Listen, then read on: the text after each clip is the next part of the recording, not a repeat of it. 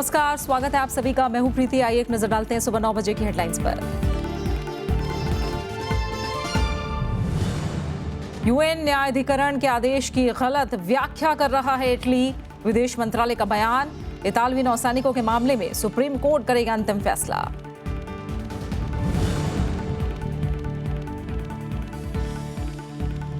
सूखे से निपटने के लिए केंद्र की 13 राज्यों के साथ बैठक, मंत्रालय को अतिरिक्त फंड जारी करने का निर्देश। बुंदेलखंड इलाके से राज्यसभा टीवी की ग्राउंड रिपोर्ट।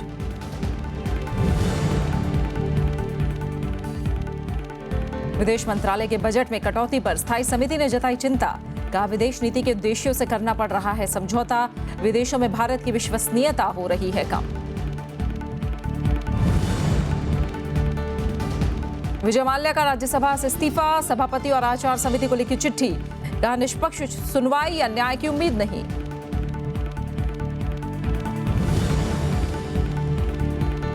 वैज्ञानिकों का जीवन की संभावना वाले 3 ग्रह खोजने का दावा, आकार और तापमान में पृथ्वी के समान, पहली बार सौर तंत्र के बाहर मिले जीवन के रासायनिक निशान।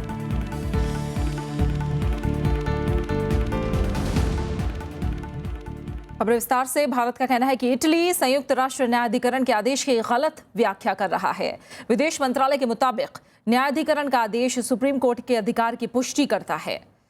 संयुक्त राष्ट्र मध्यस्थता न्यायाधिकरण ने 2 भारतीय मछुआरों की हत्या के आरोपी एक इतालवी मरीन साल्वातोर गिरोन को कार्यवाही लंबित रहने तक स्वदेश लौटने की इजाजत दी है, लेकिन साफ कहा है कि भारत और इटली जमानत शर्तों में ढील के लिए सुप्रीम कोर्ट का रुख कर सकते हैं। न्यायाधिकरण के फैसले को आज सार्वजनिक किया जा सकता है। भारत ने कहा है कि इटली संयुक्त राष्ट्र मध्यस्थता न्यायाधिकरण के आदेश को गलत तरीके से पेश कर रहा है। विदेश मंत्रालय के मुताबिक न्यायाधिकरण ने इतालवी नौसैनिक को रिहा करने का आदेश नहीं दिया है, बल्कि उसका आदेश मामले पर सुप्रीम कोर्ट के प्राधिकार की पुष्टि करता है। विदेश मंत्रालय के प्रवक्ता विकास स्वरूप ने बताया कि न्यायाधिकरण ने 2 भारतीय मछुआरों की हत्या के आरोपी इतालवी नाविक साल्वातोर गिरोन की जमानत शर्तें तय करने का फैसला सुप्रीम कोर्ट पर छोड़ दिया है। The tribunal left it to the Supreme Court of India to fix the precise conditions of Sergeant Girone's bail. This could include him reporting to an authority in Italy designated by our Supreme Court, surrendering his passport to Italian authorities and not leaving Italy without the permission of our Supreme Court. Italy shall apprise our Supreme Court of his situation every 3 months. विकास स्वरूप ने यह भी कहा कि मध्यस्थता का मामला लंबित रहने तक मरीन इटली लौट सकता है, लेकिन वो भारत की सबसे बड़ी अदालत के प्राधिकार के तहत बना रहेगा। Remaining under the authority of the Supreme Court of India, he may return to Italy for the duration of the present arbitration. The tribunal confirmed Italy's obligation to return him to India in case it was found that India had jurisdiction over him in respect of the incident. Italy के विदेश मंत्रालय ने पहले कहा था कि न्यायाधिकरण ने आदेश दिया है कि भारत को इटली के नाविक साल्वातोर गिरोन को रिहा कर देना चाहिए। गिरोन 2012 में हुई घटना के बाद से कुछ संक्षिप्त राहत के अलावा इटली नहीं जा सका है, जबकि दूसरे मरीन लातोर को स्वास्थ्य कारणों से 2014 में इटली वापस भेज दिया गया था। Bureau report, Rajya Sabha TV. धन की कमी से विदेश मंत्रालय के कामकाज पर असर पड़ रहा है। विदेश मामलों संबंधी संसदीय स्थायी समिति ने कहा कि पिछले 3 साल के दौरान मंत्रालय को जरूरत से कम फंड का आवंटन किया गया। 2016-17 में विदेश मंत्रालय ने 22,967 करोड़ रुपए की मांग की थी, लेकिन 14,966 करोड़ रुपए ही आवंटित हुए। इस वजह से भारतीय विदेश नीति के उद्देश्यों से समझौता करना पड़ रहा है। समिति ने इस मसले पर वित्त मंत्रालय के रुख की निंदा की है। समिति का मानना है कि बजट में कटौती से पड़ोसी देशों मालदीव, भूटान, श्रीलंका, अफगानिस्तान और बांग्लादेश को दिए जाने वाले वित्तीय मदद और कर्ज में कमी हो रही है। समिति का मानना है कि ऐसे हालातों से विदेश में भारत की विश्वसनीयता कम होती है। शशि थरूर की अध्यक्षता वाली समिति ने कहा कि विदेश मंत्रालय के बजट में कटौती के बावजूद शासनाध्यक्ष, राष्ट्राध्यक्ष, उपराष्ट्रपति और विदेश सचिव की यात्राओं के बढ़ने के मद्देनजर मनोरंजन शुल्क को लेकर 13.4% की बढ़ोतरी कर दी गई। शराब कारोबारी और किंगफिशर एयरलाइंस के मालिक विजय माल्या ने राज्यसभा से इस्तीफा दे दिया है। माल्या ने कहा है कि उन्हें निष्पक्ष सुनवाई या न्याय मिलने की उम्मीद नहीं है, इसलिए राज्यसभा से इस्तीफा दे रहे हैं। माल्या पर 9,000 करोड़ रुपए से ज्यादा के बैंक कर्ज बकाया हैं। इसके चलते राज्यसभा की एथिक्स कमेटी आज उनके निष्कासन की सिफारिश कर सकती थी। राज्यसभा की आचार समिति विजय माल्या के निष्कासन की सिफारिश करती, इससे पहले ही उन्होंने संसद की सदस्यता से इस्तीफा देने का फैसला कर लिया। राज्यसभा के सभापति को लिखे पत्र में माल्या ने कहा है कि वे नहीं चाहते कि उनकी छवि और ज्यादा खराब हो। अब सवाल यहाँ पे खड़ा रहता है कि सिर्फ राज्यसभा की सदस्यता उनकी है या नहीं, लेकिन और ज्यादा व्यापक सवाल है। देश को एक धोखा के रूप में उन्होंने जो 10,000 करोड़ का वो लोन लिया, उसको तो लौटाना चाहिए। तो उसके जो ऊपर जो कार्रवाई है वो तो कार्रवाई तो चलना चाहिए। इधर आज एथिक्स समिति की बैठक होनी थी, जिसमें माल्या की सदस्यता खत्म करने की सिफारिश हो सकती थी। सदन की आचार समिति ने 25 अप्रैल को हुई बैठक में आम राय से फैसला किया था कि माल्या को अब सदन का सदस्य नहीं रहना चाहिए। इस कमेटी की बैठक में आम सहमति से उनकी मेमोरी लेने का तय हो गया था। वो जानते थे कि कल की मीटिंग में उनका निपटारा हो जाएगा। आचार समिति ने विजय माल्या को जवाब देने के लिए 7 दिन का समय दिया था, जिसकी मियाद भी आज खत्म हो रही थी। इधर सरकार का कहना है कि माल्या के इस्तीफा देने से उनके खिलाफ चल रहे मामले खत्म नहीं हो जाते और उनके खिलाफ कानून अपना काम कर रहा है। इस्तीफा देना नहीं देना तो वो उनकी स्वेच्छा है, लेकिन इससे महत्वपूर्ण है कि जिन विषयों से आज उनका नाम चर्चा में है और खास करके वैसे डेट्स जिसकी भरपाई करनी है या फिर और भी कोई विषय जिसमें कानून जुड़ा हो, तो उसमें उनकी भागीदारी होनी चाहिए। विजय माल्या पिछले 2 मार्च को भारत छोड़ने के बाद से ब्रिटेन में हैं। इनके ऊपर 13 बैंकों की 9,431 करोड़ रुपए से ज्यादा की देनदारी है। Bureau report, Rajya Sabha TV. Rajya Sabha में कल गुजरात की केजी बेसिन गैस परियोजना का मामला उठा। कांग्रेस ने सीएजी रिपोर्ट के आधार पर प्रधानमंत्री नरेंद्र मोदी से जवाब मांगा। सरकार ने इसे अगस्ता वेस्टलैंड मामले से ध्यान भटकाने की कोशिश बताया है। राज्यसभा में शून्यकाल के दौरान कांग्रेस ने केजी बेसिन से गैस खनन का मामला जोर शोर से उठाया। नेता विपक्ष गुलाम नबी आजाद ने गुजरात स्टेट पेट्रोलियम कॉरपोरेशन के निवेश पर सवाल उठाया और कहा कि इससे राज्य को नुकसान हुआ। उन्होंने तेल और गैस खनन को राष्ट्रीय महत्व का विषय बताया। केजी बेसिन जो है ये इंटर स्टेट मैटर है। इन तमाम चीजों को देखते हुए इसको एक स्टेट सब्जेक्ट न मांगकर इसको एक नेशनल सब्जेक्ट मांग के इस पे यहाँ सदन में चर्चा होनी चाहिए। ये मेरी पार्टी की और विपक्ष की ये मांग है। नेता सदन अरुण जेटली ने इसका विरोध किया। उन्होंने कहा कि राज्यों की सीएजी रिपोर्ट पर विधानसभा की लोक लेखा समिति विचार करती है, इसलिए यहाँ चर्चा नहीं हो सकती। अगर आपने ये परंपरा डाल दी तो जो यहाँ पे रिपोर्ट्स आया करेंगी और यहाँ की पीएसी के सामने होंगी, वो फिर राज्यों की विधानसभाओं में उस पर चर्चा होगी। कम से कम इस देश का जो संघीय ढांचा है उसको बरकरार रखिए।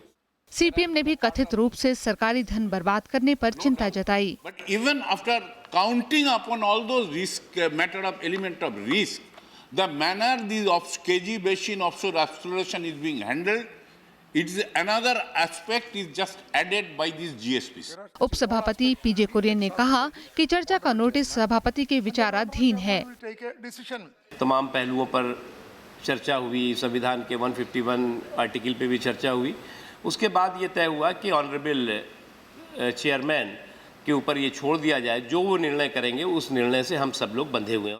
गुजरात सरकार ने 2005 में केजी बेसिन से 20 ट्रिलियन क्यूबिक फुट गैस मिलने का दावा किया था, लेकिन निवेश के बाद वहां खनन योग्य गैस का महज 10वां हिस्सा मिला। इससे कंपनी पर 19,716 करोड़ रुपए से ज्यादा का कर्ज हो गया। कृति मिश्रा, राज्यसभा टीवी। उत्तराखंड में राष्ट्रपति शासन के मामले में सुप्रीम कोर्ट आज से सुनवाई करेगा। सुप्रीम कोर्ट ने 29 अप्रैल को विधानसभा में होने वाले शक्ति परीक्षण पर रोक लगा दी थी। साथ ही केंद्र में राष्ट्रपति शासन लगाने का आधार बताने के लिए कहा था। इसके लिए सुप्रीम कोर्ट ने केंद्र से 7 सवाल पूछे थे और कहा था कि कोर्ट इस मामले को संविधान पीठ को नहीं सौंपेगा। सुप्रीम कोर्ट ने कहा था कि 14 मई से होने वाली गर्मियों की छुट्टियों से पहले ही इस मामले में अपना फैसला वो सुना देगी।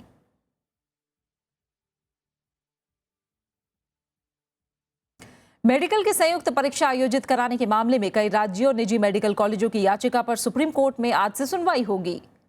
कई राज्यों और निजी मेडिकल कॉलेजों ने MBBS और BDS के स्नातक पाठ्यक्रमों में दाखिले के लिए अलग से परीक्षा कराने की मांग की है।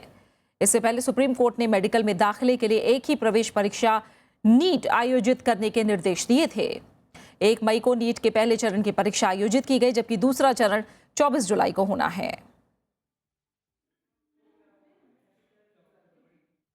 उत्तराखंड के ज्यादातर इलाकों में आग पर काबू पा लिया गया है। केंद्र सरकार के मुताबिक 90% इलाकों में हालात काफी बेहतर हुए हैं और अगले 2 दिनों में आग बुझा ली जाएगी।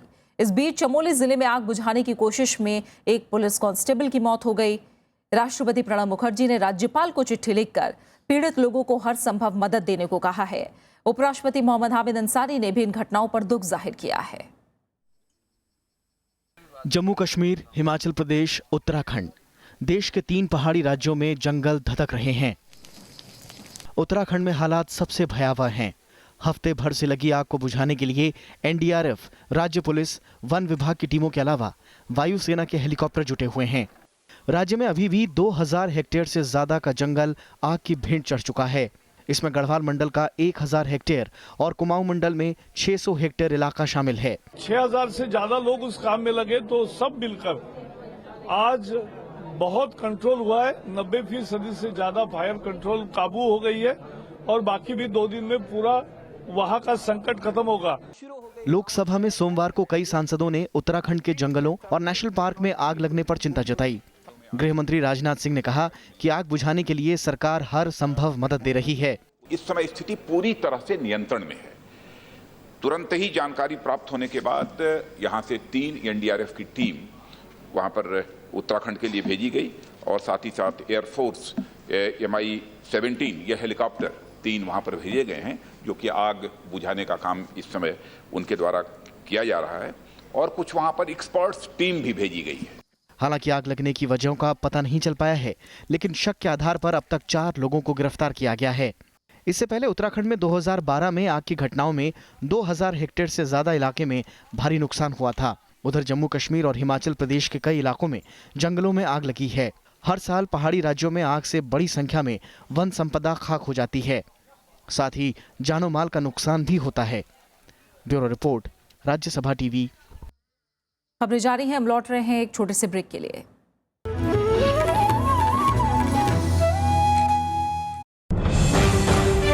पांच राज्यों में चुनाव का आगाज। सरकार के काम पर मतदाता की आवाज। राज्यसभा टीवी पर लगातार पल पल की खबर, हर खबर का असर, भरोसेमंद चेहरे, शानदार विश्लेषण। देखिए लोकतंत्र 2016 सोमवार से शुक्रवार शाम 7:30 पर सिर्फ राज्यसभा टीवी पर।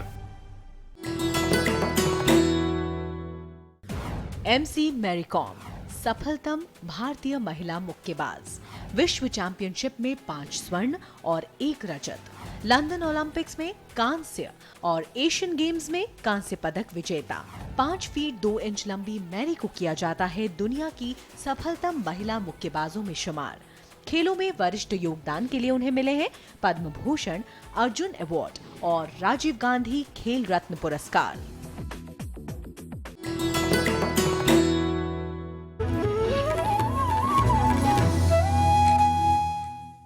और अब खबर सूखे, जल संकट और भीषण गर्मी की।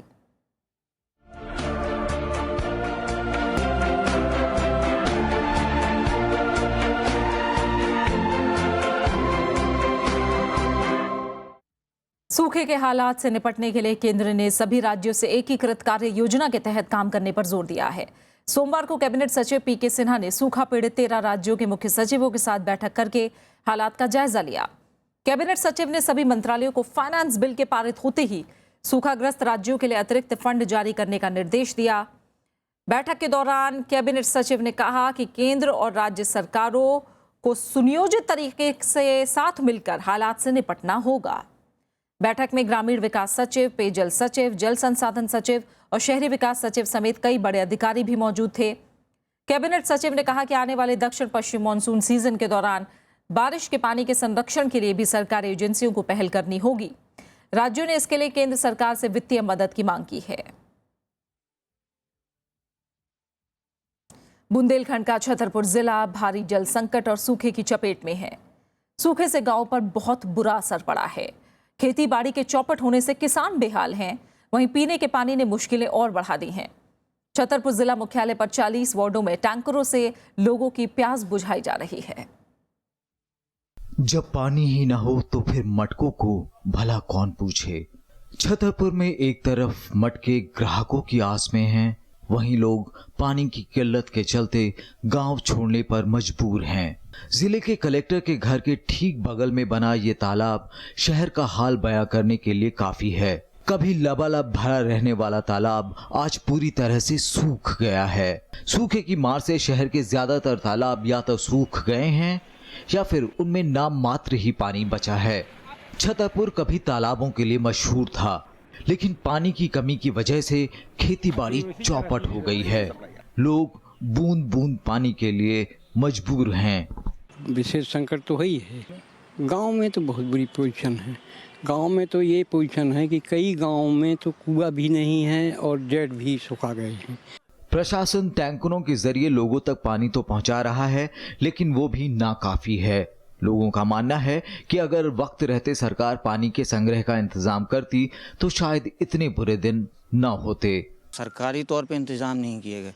बुंदेलखंड पैकेज के तहत करीब सबसे ज़्यादा अगर कहीं स्टॉप डैम बने तो वो छतरपुर ज़िले में, और अगर उन स्टॉप डैम में सिर्फ फाटक ही लगा दिए गए होते, वो पानी रोक लिया गया होता, तो समस्या इतनी भयावह नहीं होती। हालांकि संकट की इस घड़ी ने लोगों को एकजुट कर दिया है। जिनके पास बोरवेल है वो आसपास के इलाकों में पानी बांट रहे हैं। जगह जगह प्याऊ भी लगा दिए गए हैं। अरविंद कुमार सिंह, राज्यसभा टीवी, छतरपुर। वहीं कर्नाटक के गुलबर्गा में सूखे से हालात बदतर होते जा रहे हैं। लोग अब पानी का इंतजार करने की जगह घर बार छोड़कर दूसरी जगहों पर जा रहे हैं। इलाके में ज्यादातर जल स्रोत के सूखने की वजह से मुश्किलें काफी बढ़ गई हैं। पानी की आस में सूखे कुओं को ताकती आंखें और घर बार छोड़कर जाने की मजबूरी। कर्नाटक के गुलबर्गा की ये तस्वीरें इन लोगों का दर्द बयां करती हैं।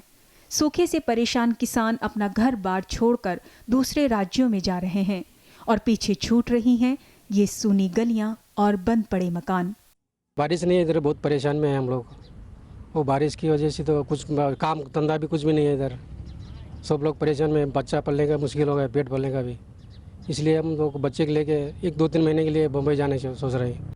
शहर की प्रमुख भीमा नदी पहले ही सूख चुकी है। आसपास के ज्यादातर जल स्रोतों का भी यही हाल है। कुओं में भी पानी तकरीबन सूख गया है और जो बचा है वो पीने लायक नहीं। नगर पालिका के टैंकर भगवान भरोसे हैं।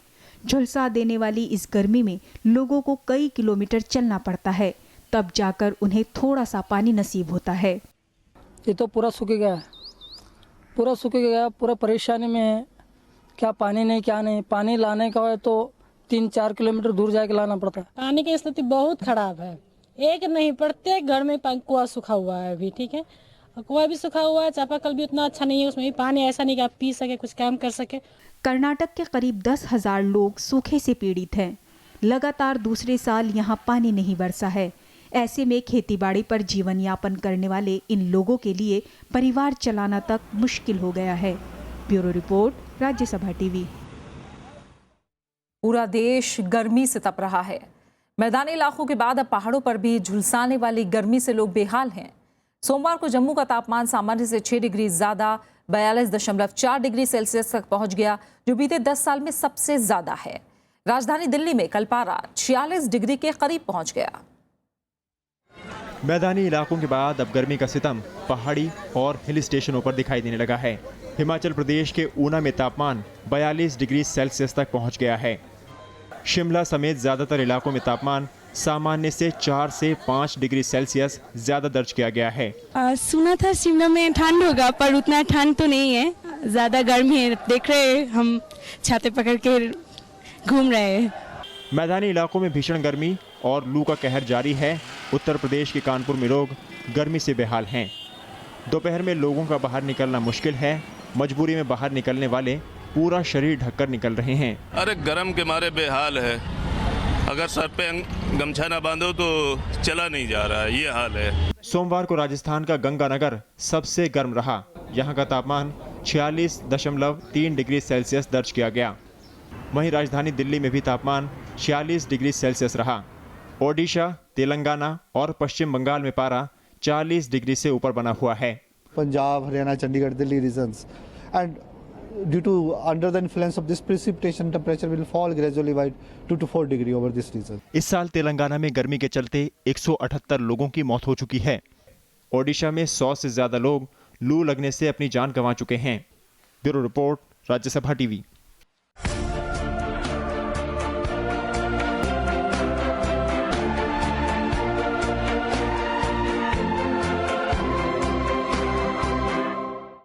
और अब अर्थव्यवस्था से जुड़ी खबर।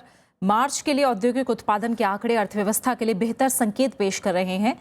मार्च में 8 कोर सेक्टरों की ग्रोथ 6.4% रही। ये बीते 16 महीनों में सबसे ज्यादा है। औद्योगिक उत्पादन में इन 8 सेक्टरों का योगदान 38% है। फरवरी में कोर सेक्टर की ग्रोथ 5.7% रही थी। बिजली के उत्पादन में अच्छी बढ़त देखने को मिली है। मार्च में बिजली उत्पादन 9.2% से बढ़कर 13% रहा है। वहीं स्टील का उत्पादन -0.5 के मुकाबले 3.4% रहा है। हालांकि इस महीने सीमेंट के उत्पादन में कमी आई। सीमेंट का उत्पादन 13.9% से गिरकर 11.9% रहा है। कोयले का उत्पादन 3.9% से घटकर 1.7% रहा है। फर्टिलाइजर्स का उत्पादन 16.3% से बढ़कर 22.9% रहा है। मार्च में कच्चे तेल का उत्पादन 8.1% से बढ़कर 10.8% रहा है।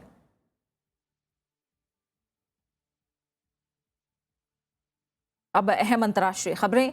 इराक की राजधानी बगदाद में सोमवार को 3 अलग अलग बम धमाकों में 14 लोगों की मौत हो गई, 30 घायल हुए हैं।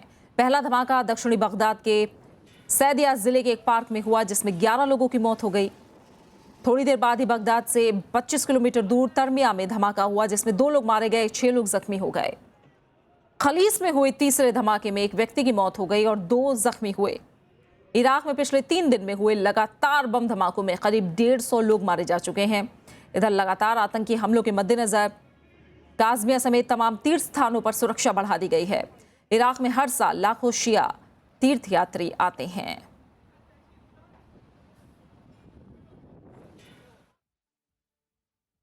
वैज्ञानिकों के एक अंतर्राष्ट्रीय दल ने 3 ग्रहों को खोज निकालने का दावा किया है। वैज्ञानिकों के मुताबिक ये तीनों ग्रह पृथ्वी के समान हैं, जहां जीवन की संभावना है। ये ग्रह सौर तंत्र से बाहर हैं। ये तीनों ग्रह करीब 39 प्रकाश वर्ष दूर हैं। आकार और तापमान में ये पृथ्वी और शुक्र जैसे ही हैं। वैज्ञानिकों का दावा है कि इन ग्रहों पर जीवन संबंधी रासायनिक चिन्ह मिले हैं। अहम बात यह है कि ये तीनों ग्रह आकार में पृथ्वी की तरह हैं और ये पृथ्वी से इतने करीब है कि मौजूदा तकनीक की मदद से यहाँ के वातावरण का अध्ययन किया जा सकता है। शोधकर्ताओं ने इस खोज के लिए चिली में स्थित 60 सेंटीमीटर के टेलीस्कोप का इस्तेमाल किया है।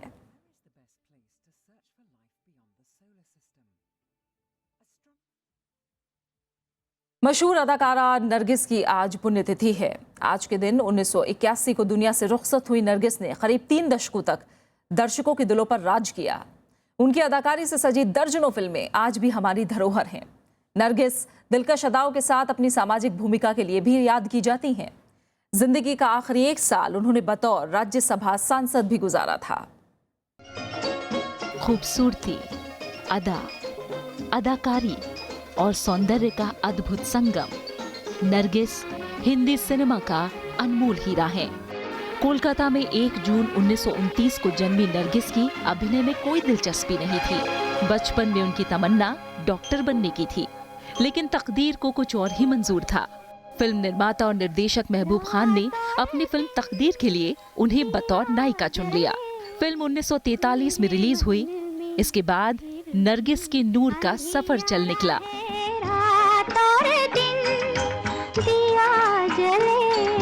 मेरे मन में फिर भी अंधियारा है।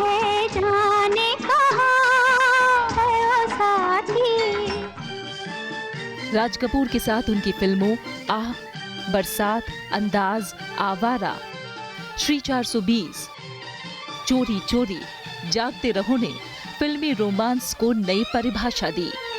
प्यार हुआ इकरार हुआ है, प्यार से फिर क्यों डरता है दिल। 1957 में मदर इंडिया के लिए भारतीय सिनेमा के इतिहास में पहली बार अकादमी पुरस्कार में उन्हें श्रेष्ठ अभिनेत्री का नामांकन मिला। इस फिल्म के बाद उन्होंने 1958 में सुनील दत्त से शादी कर ली।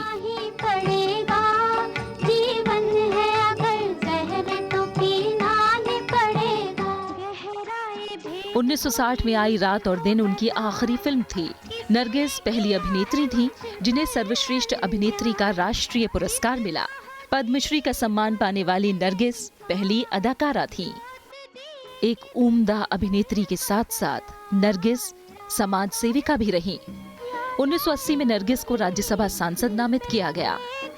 कैंसर की बीमारी के कारण 3 मई 1981 को दुनिया को उन्होंने अलविदा कह दिया।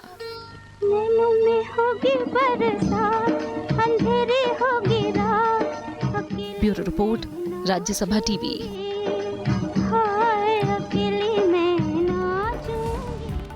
और आखिर में हेडलाइंस पर एक नजर। यूएन न्यायाधिकरण के आदेश की गलत व्याख्या कर रहा है इटली। विदेश मंत्रालय का बयान, इतालवी नौसैनिकों के मामले में सुप्रीम कोर्ट करेगी अंतिम फैसला।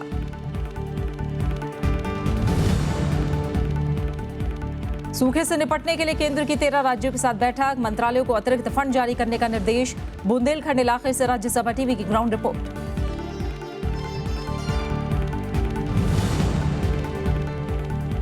विदेश मंत्रालय के बजट में कटौती पर स्थायी समिति ने जताई चिंता। कहा, विदेश नीति के उद्देश्यों से करना पड़ रहा है समझौता। विदेशों में भारत की विश्वसनीयता हो रही है कम।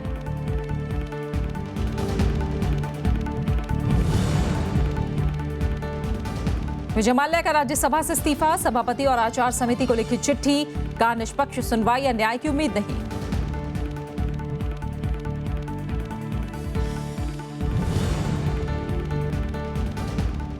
वैज्ञानिकों का जीवन की संभावना वाले 3 ग्रह खोजने का दावा। आकार और तापमान में पृथ्वी के समान, पहली बार सौर तंत्र के बाहर मिले जीवन के रासायनिक निशान। और इसी के साथ फिलहाल इस बुलेटिन में इतना ही। आगे देखें मेरे साथ चुनाव से जुड़ी खबरें लोकतंत्र 2016 में।